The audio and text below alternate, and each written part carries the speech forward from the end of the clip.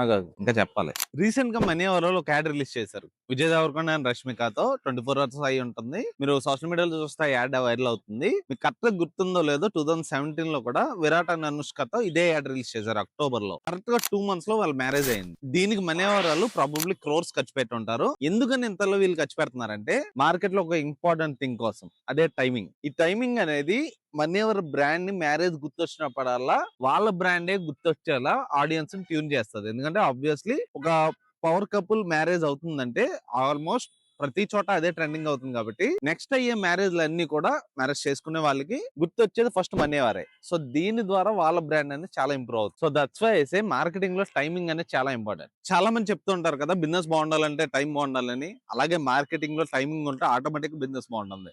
అందుకే మేము service provide చేసే క్లయింట్స్ అందరికీ కూడా మార్కెటింగ్ లో టైమింగ్ అనేది ఒక ఇంపార్టెంట్ ఫ్యాక్టర్ గా చూసుకుంటాం.